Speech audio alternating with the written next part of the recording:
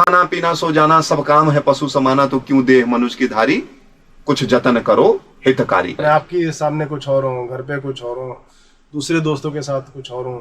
मतलब हमेशा हर स्थिति में हर कालखंड में जो सार्थक है वो सत्य है, और जो हर कालखंड में हर समय था है और रहेगा वही तो ईश्वर है। वही ईश्वर है।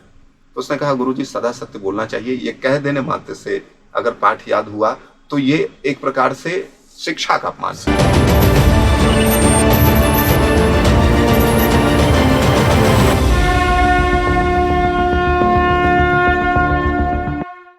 नमस्कार, मैं संजय। नमस्कार, मैं प्रदीप। शून्य साधना में हमारे सभी दर्शकों का स्वागत है जो हमसे जुड़ चुके हैं, और जो अभी इस चैनल पर नए हैं उनसे भी आग्रह है कि सब्सक्राइब करें और हमारे पिछले एपिसोड्स देखें। लेकिन आज के एपिसोड में हम क्या चर्चा करने वाले हैं संजय जी के साथ? आज के एपिसोड में हम सत्य की बात करने वाले हैं। सत्य है क्या?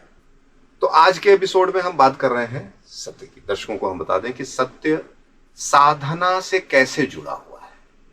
क्या हम जो साधना करते हैं वो सत्य की साधना है या ईश्वर विशेष की साधना है? ये साधना कुछ और है जो हम शून्य साधना कहते हैं। शून्य और ये जो सत्य है इसका आपस में कनेक्शन कैसे है? सत्य के ऊपर का जो आवरण है उसको लेयर जो है उसको मिटाने का ही काम है शून्य। वो सब लेयरों को हम शून्य कर देते हैं तो सत्य की खोज हमें आसानी से हो जाती है।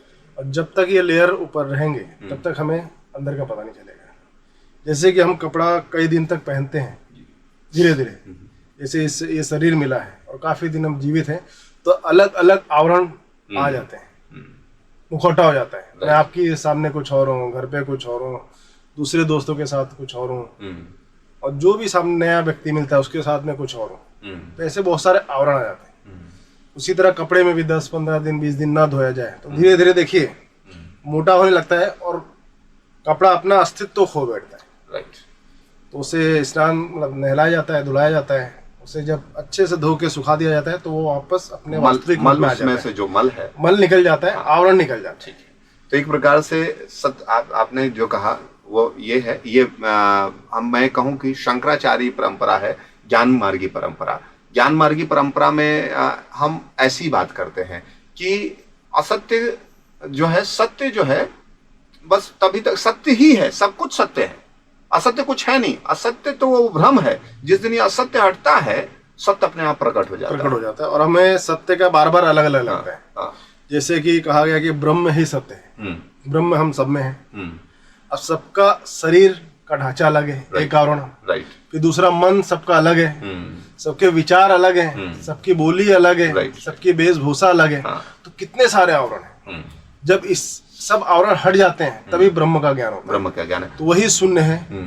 धीरे धीरे सबको गोल करते जाइए, रिक्त करते जाइए, और जब आप सत्य में खोज हो जाती है, ये एक आवरण को जब खत्म करते हैं, इसीलिए काफी ऋषि मुनियों ने भी मौन को ज्यादा प्रोत्साहित किया है। कि आप मौन धारण कीजिए। सत्य की खोज करनी है तो ज्यादा बोलना जरूरी नहीं है, व्यर्थ में बोलना जरूरी नहीं है।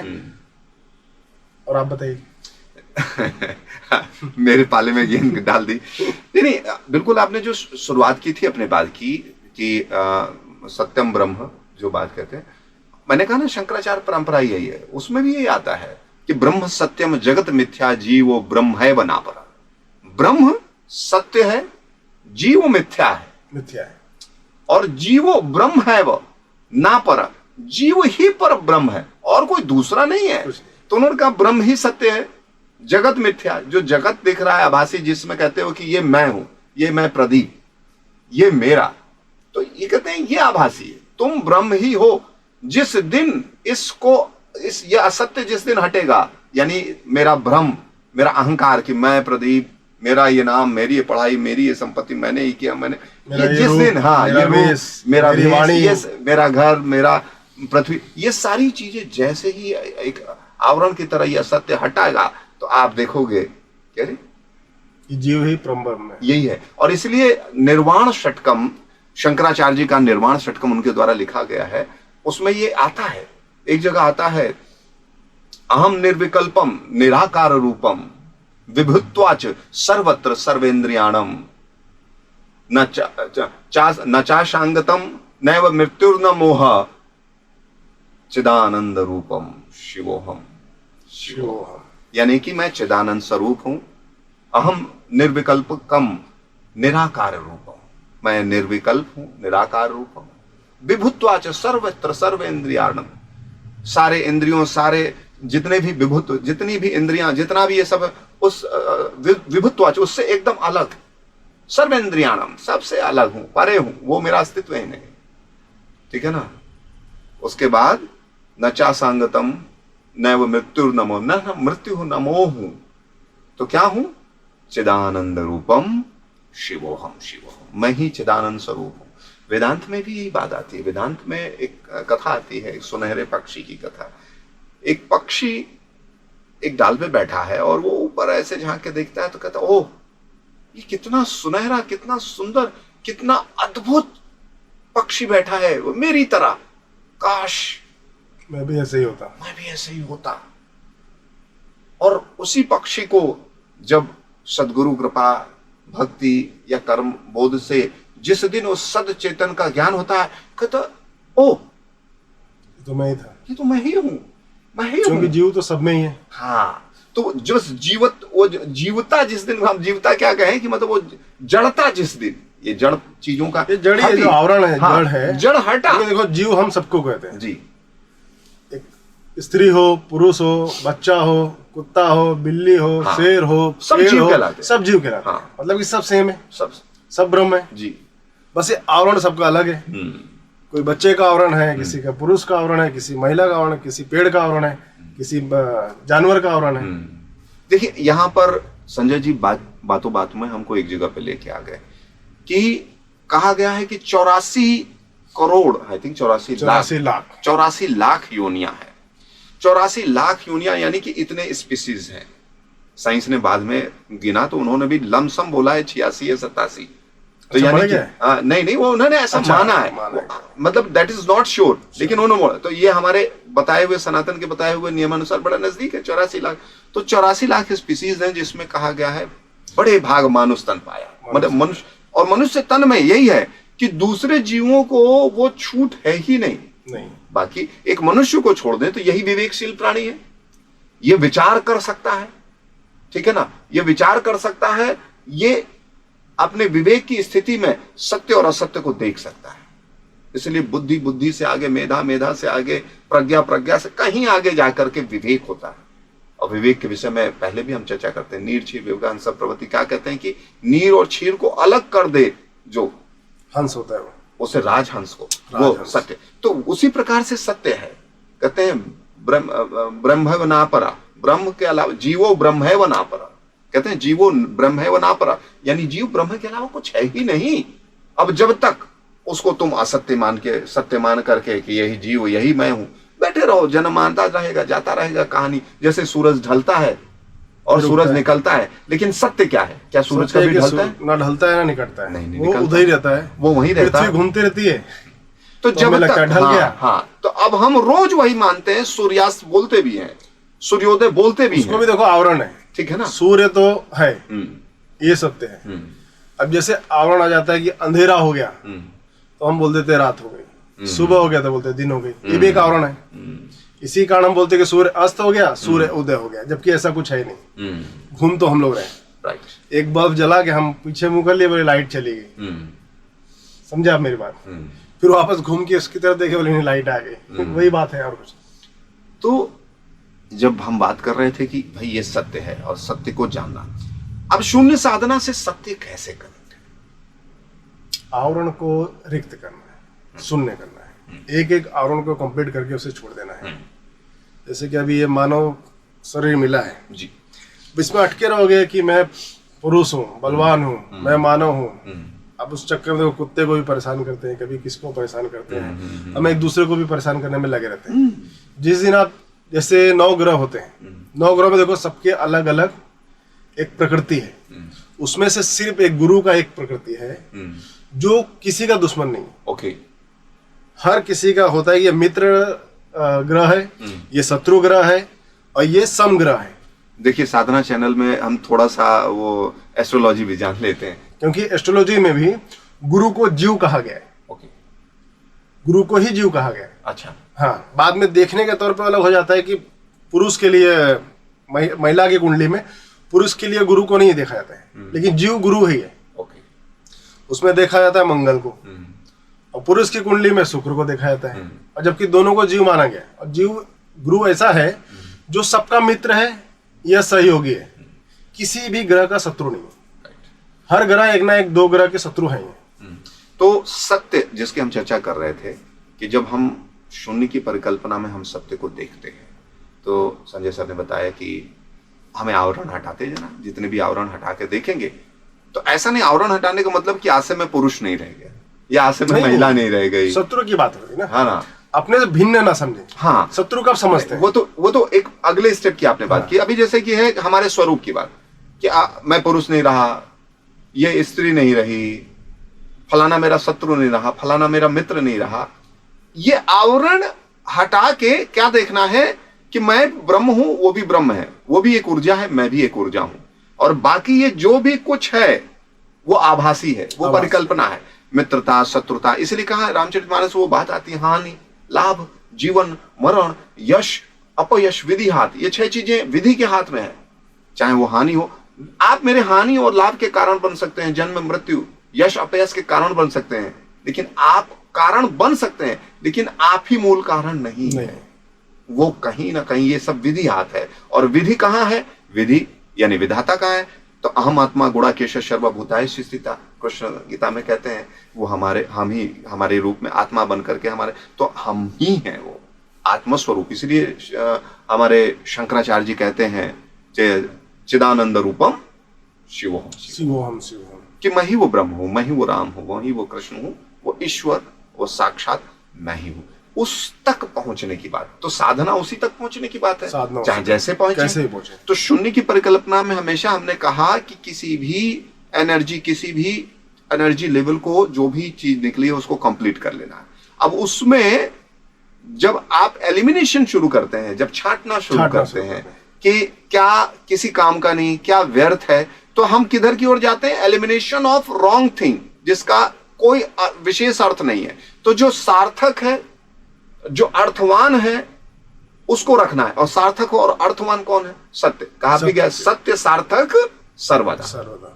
मतलब हमेशा, हर स्थिति में, हर कालखंड में जो सार्थक है वो सत्य है, और जो हर कालखंड में हर समय था, है और रहेगा, वही तो ईश्वर है, वही तो ब्रह्म है। ठीक है ना? तो बस वही है। अब वहां तक पहुंचना ही आपका शून्य साधना है, यानी सत्य तक पहुंचना, पूर्ण सत्यमय होना। और एक साथ 100% सत्यमय। देखिए क्या, सत्य को भी धारण करने के 3 तरीके, ठीक है ना? 3 आयाम है, मनसा, वाचा, जो सोचे, हाँ, मनसा, वाचा और कर्म। यानी मन और वचन और कर्म तीनों से हम सत्य को धारण कर सकते हैं। तो आप शून्य साधना में, जैसा कि हम बातें आपसे चर्चा कर रहे हैं कि देखिए सत्य जो मन से धारण किया, मतलब ये पूरे तीनों तरीके से जो धारण किया है, और मन पे उसने हम कभी भी असत्य नहीं आने दिया। धीरे धीरे ऐसे साधक की मनसा सिद्धि हो जाती है, यानी मन से जो संकल्प वो कर ले वो सत्य हो जाता है, हो ही जाता है, आवरण खत्म है। हाँ, और दूसरा की आना बंद हो जाता है, सारी छन्नियां निकाल दो जी, तो सीधा आपको मिलेगा जी। दूसरा है वाचा सिद्धि, ठीक है ना? वचन की सिद्धि। वचन से हम कभी असत्य ना बोले तो हमें उस पर सिद्धि हो जाएगी, और जो कहेंगे उस जगत सत्य मान लेगा। हमको कसमें खाने की जरूरत नहीं पड़ेगी, बताना ही नहीं, कि दूसरी जगह जाने की जरूरत नहीं देना नहीं है, बताना नहीं है, हाँ, उसको समझाना भी नहीं है जी। इसीलिए कहा गया कि आप बुक पढ़ो। बुक पढ़ने से क्या होता है कि जो भी है आपको, और वो भी बुक में भी ग्रंथ, कोई भी बुक नहीं, कोई कॉमिक बुक, कोई कुछ ऐसे नहीं, मतलब सद ग्रंथों की बात हो रही है कि उसमें एक सत्य लिखा होता है। पहली बात तो कोई भी ग्रंथ आप पढ़ोगे, देखो उसमें अभद्र शब्द नहीं लिखे होते हैं, शब्द सब अच्छे से लिखे होते हैं, और जैसे बात करना चाहिए, वाणी जैसे सुखद हो, सुनने में अच्छा लगे, वैसे ही लिखा होता है, और सब शुद्ध लिखा होता है। जैसे हम बात करने में रोजाना कुछ भी उल्टा सीधा बोल देते हैं तो उसका भी असर पड़ता है, और आप सब और व्यर्थ की चीजें खत्म कर दोगे, और तो वो अपने आचरण में पड़ जाता है। क्योंकि आप जिसमें जितना टाइम निकालोगे, जैसा आपने एक बार कहा है कि 4 बेवड़े के बीच बैठ जाओ तो 5वां आप हो जाओगे। हाँ, क्यों? क्योंकि उस 4 बेवड़े के साथ आपने ज्यादा वक्त गुजारा। अब थोड़ा वक्त गुजार के आओगे तो नहीं बनेगे। संगत तो वैसे आप बुक का संगत करोगे तो जितना वक्त गुजारोगे उसके हिसाब से आप हो जाओगे। और वो सत्य है तो आपके वाणी भी सत्य होगी, और आपने जो बोल दिया वही सत्य है। आज के दौर में संजय जी मिसलीडिंग बहुत कुछ है। हम बात कर रहे थे वाचा सिद्धि कि जिसने वचन पे, और अगर हम अपनी पौराणिक कहानियों को उठा के देखें तो ऐसे कई विभूतियां रही हैं। प्राण जाए पर वचन ना जाए। हाँ, प्राण जाए पर वचन न जाए, ये रघुकुल की परंपरा रही है। ठीक है, दूसरी चीज महाभारत में भी, महाभारत में देखो जिसने जितने प्रण लिए हैं सब ने क्लियर किए हैं। हाँ, कृष्ण ने क्या प्रण लिया था, मैं इसको 100 बार छोड़ दूंगा क्योंकि बुआ का लड़का है, 99 अपराध इसके माफ कर दूंगा। और उसने क्या क्या नहीं अपराध किए हैं, उसने कुछ भी रिएक्ट नहीं किया और उसको पूरा उसने अपने जबान को सिद्ध किया है। तो वाचा सिद्धि की हम बात कर रहे थे। वाचा सिद्धि पे हम आते हैं। महाभारत में धर्मराज की संज्ञा दी गई है युधिष्ठिर को। बचपन की उनकी एक बड़ी बढ़िया कहानी है आपके विषय में, वाचा सिद्धि पर ये मैं रखना चाहता हूँ।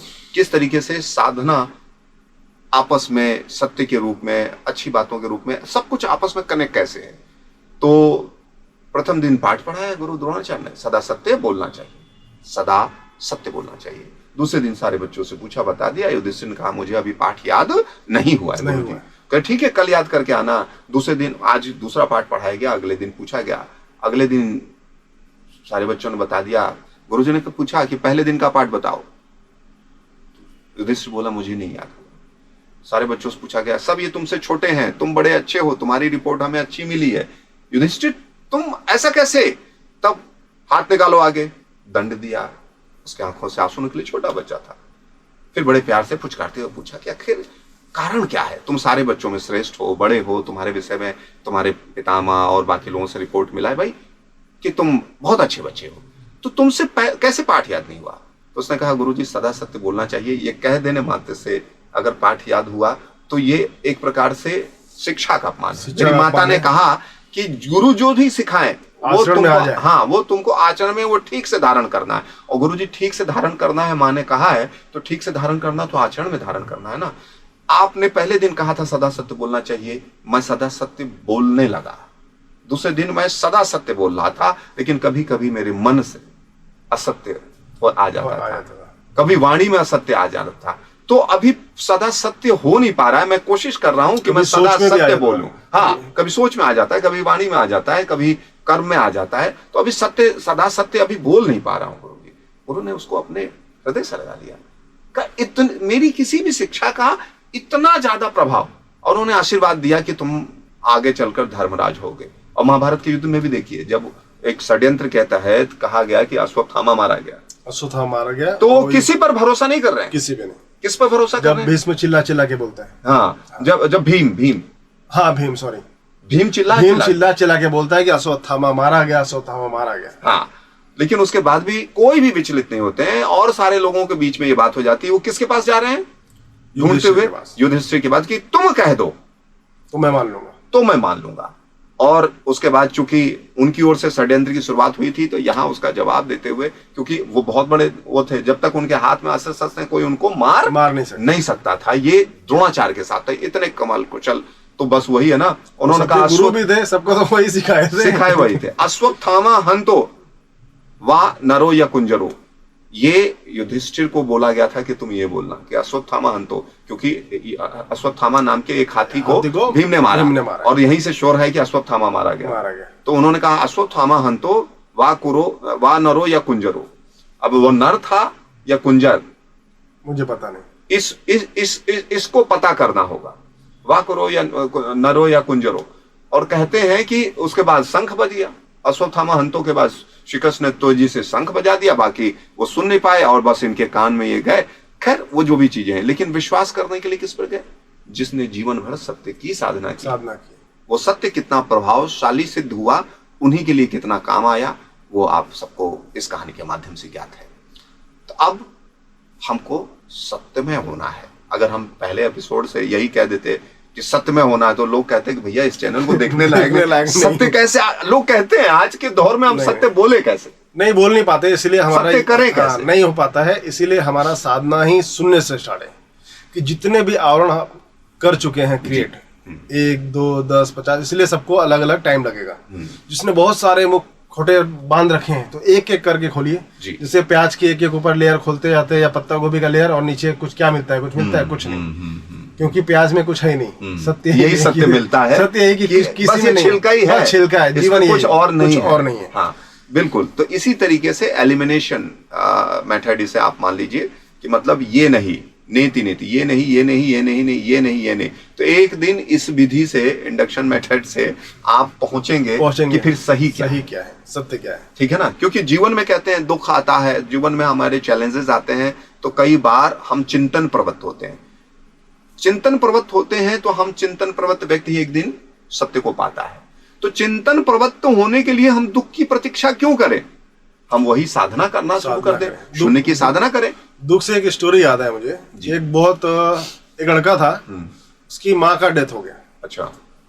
तो गौतम बुद्ध के पास गए, बोले मैं बहुत दुखी हूँ, बहुत दुखी हूँ, मेरे दुख का निवारण कीजिए, मुझे इस दुख से मुक्त करवाइए। बोलते क्या दुख है? बोले माता जी का मेरे देहांत हो गया है। ठीक है। बोलते इसमें दुख की क्या बात है? इसमें मुझे तो कोई दुख नजर नहीं आता है। तो कहा भाई अच्छा, मेरी माता जी का देहांत हो गया, आपको दुखी नहीं नजर? आप इससे भी दुखी हो गए तब आना। तो चला आया, कुछ दिन बाद उसका घर जल गया, फिर गया, बोला प्रभु अब मैं बहुत दुखी हूँ, मेरा घर जल गया। बोलता इसमें भी क्या दुख है? माँ से बड़ा तो दुख है नहीं है। बोलते हाँ, तो मतलब दुख क्या है इसमें फिर? बोलते जब वो दुख नहीं था तो ये कैसे दुख हो सकता है? बोला ये भी सही बात है। चला जाता है। ऐसे वो कई बार आता है कि मेरा बच्चा मर गया, मेरी बीवी मर गई, मेरा व्यवसाय पूरा खत्म हो गया, मुझे गांव से निकाल दिया गया है। जब इसे करते करते 10-12 बार हो चुका रहता है, और लास्ट में आता है, फिर बोलता है मैं बहुत परेशान हूँ, मेरी कुछ मदद कीजिए, मैं बहुत दुखी। बोलता है क्या इस बार का दुख क्या है? तो बोलते गुरुजी मैं हूँ कौन? बोलता अभी तेरा ये दुख सही दुख है, अब बैठ मैं तुझे बताता हूँ। तब उन्होंने उसको ब्रह्म का ज्ञान दिया। राइट, वही कि ब्रह्म सत्यम जगत मिथ्या, जीवो ब्रह्म है वह परा। तो ब्रह्म के अलावा ऊपर का सिर्फ लेयर था, वही कांधे के ऊपर का छिलका था, वो ढलते ढलते निकल टाइम लगा।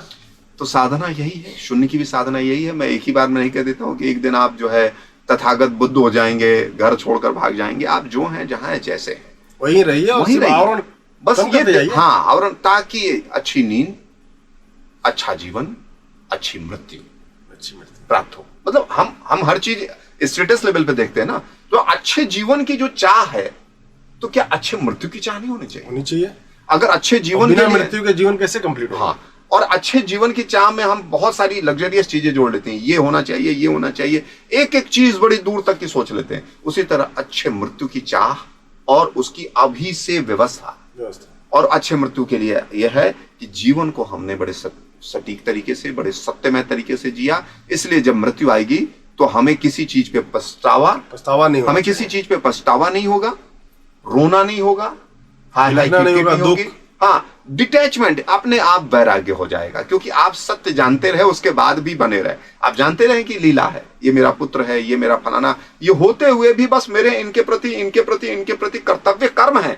बाकी सत्य यह है कि कोई किसी का कुछ नहीं। ये जानने के बाद भी आप अपना कर्म सही तरीके से करते आए, सब में एक भाव देखा, तो जब आपकी मृत्यु होगी तो आप बंधोगे नहीं। आपको वो जो है ना प्रेत पीड़ा, ये सारी चीजें कभी जीवन में होगा नहीं। कभी आप भूत नहीं बनोगे, प्रेत नहीं बनोगे, पिशाच नहीं बनोगे, क्योंकि आप सत्य में मृत्यु आपको प्राप्त हुए। और अगर यही सत्य में पूर्ण एकनिष्ठ सत्य में हुआ तो फिर ब्रह्म को आप आ जाओगे। कहते हैं ना कि वो रामचरितमानस में देखिए लेयर खत्म हो जाती है तो आप मुक्त हो। आप जितना लेयर बना रहे हो, अभी एक अपराधी को यदि दंड दिया जाए कि इसको कारावास में डाल दें जी, तो वो एक अपराधी के चक्कर में देखिए कितने लोग बंध जाते हैं। द्वारपाल, खाना बनाने वाला, उसके आजू बाजू जो भी है, कि जो जेलर है, जज है, एक आदमी को कैद करने के चक्कर में कितने लोग खड़े हैं कि ये भाग ना जाए, कितने लोग कैदी की तरह खड़े हैं। तो इन चीजों को कैसे हम समझेंगे? जब बड़ ध्यान लगाएंगे। ध्यान क्या है वही हमने बताया कि जब भी समय मिले, एक घड़ी आधी घड़ी, जब भी समय मिले, जहां भी मिले, बस आप अपने सत्य चेतन स्वरूप को देखने की कोशिश, ये देखने की कोशिश मन जा कहाँ रहा है, मन मुझको बता क्या रहा है, मन मुझको बनाना क्या चाह रहा है, मन मुझको किस ओर ले जा रहा है। बस ये बात, इसी फ्रेम में आप बस देखना शुरू करो। वो किसी ना किसी लेयर के पास ही ले जाता है। हाँ, वो एक नया लेयर ही बना रहा है कि मैं ये, हाँ, या मैं ऐसा, मेरे साथ ऐसा क्यों हो गया, ऐसा, या मैं होना चाहता हूँ, फलाना ने ऐसा क्यों किया, या मैं ये हूँ, हाँ, मैं बहुत बड़ा बिजनेसमैन हूँ, या मैं बिजनेसमैन होना चाहता हूँ। दो ही चीज वो करता है, या लेयर बना है उस पर फोकस करता है, या लेयर बनाना चाहता है। तो बनाना चाहता है तो ना बनने दें, और बना लिया है तो उसको किसी तरह लेयर को उतारे, उस छिलके को उतारे। तो अब वही वाली बात है कि लेयर से ना बने। कोई प्रश्न ये कह सकता है संजय जी कि अरे यार मैं बिजनेस करना चाहता हूं, तो आप बिजनेस करें, करो, झूठ मत मैं बोलो। ये, मैं वो, इसकी धारणा छोटा बड़ा की जगह फोकस कहां करें, व्यवसाय पे, कर्म पे फोकस कहां करें, सेवा पर। आप बिजनेसमैन क्या एक ऐसी ऊंचाई छुएंगे कि आप ऐसे तमाम लोग हैं, आपको दुनिया में आने वाले मतलब युगांतर तक आपको याद किया जाएगा कि फला ने ऐसा किया। तो ये तभी होगा आप सजग होकर जो भी कुछ कर रहे हैं, आप अच्छे खिलाड़ी, अच्छे शिक्षक, अच्छे माता पिता, अच्छे व्यवसायी, कुछ भी जो भी अच्छा होता है ना, इनका उसके चरम पे इनका एक सबसे अच्छा उदाहरण एक ही है, राजा हरिश्चंद्र। हाँ, हमने उनकी एक बार कथा भी कही थी। राजा हरिश्चंद्र से अच्छा उदाहरण कोई है नहीं। जब एक उनको ब्राह्मण मिले और कुछ मांगा, तो बोला मांगिए। उन्होंने जब जरूरत हुआ तब मांगो। ओके।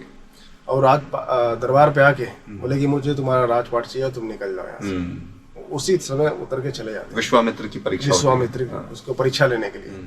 और उस परीक्षा में क्या क्या नहीं होता है, उसको अपनी बीवी को बेचना पड़ जाता है, बेटे को बेचना पड़ता है, खुद अपने आप को बेचना पड़ता है। जहाँ पे वो डोम का काम करते हैं वहां पे उनका बच्चे को सांप काट लेता है, और उसको जलाने के लिए कर नहीं रहते उसकी औरत के पास।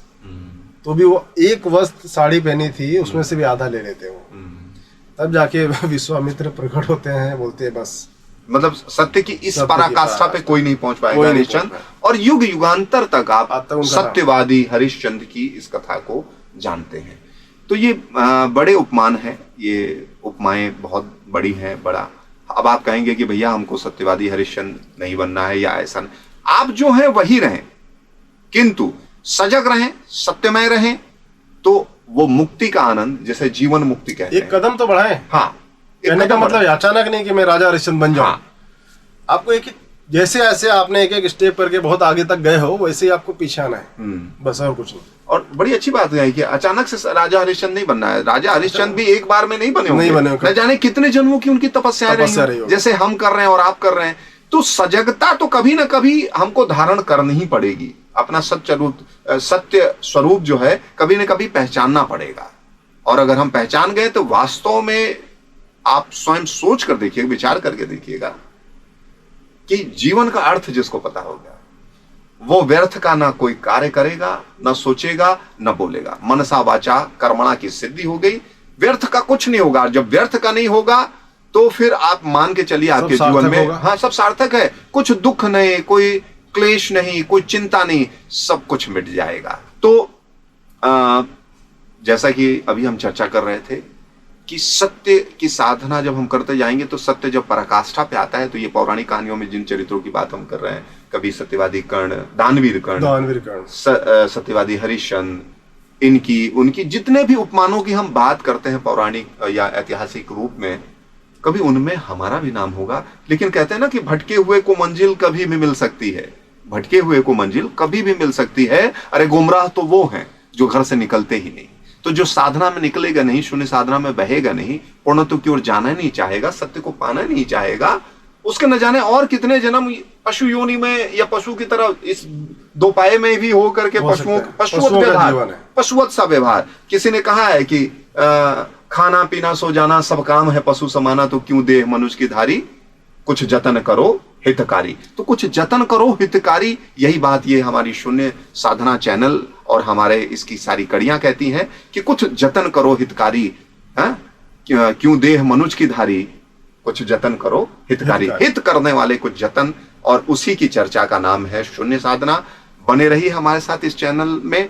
भविष्य में हम चाहेंगे कि जो हमारा दर्शक हमारे इस सारे एपिसोड्स को देखा है और वो ऐसा कुछ विचार विमर्श करना चाहता है, हम उसको चर्चा में इनवाइट भी करना चाहेंगे। तो बने रहिए, अगली बार फिर मिलेंगे संजय जी के साथ इसी चैनल में जिसका नाम है शून्य शून्य साधना। नमस्कार। नमस्कार।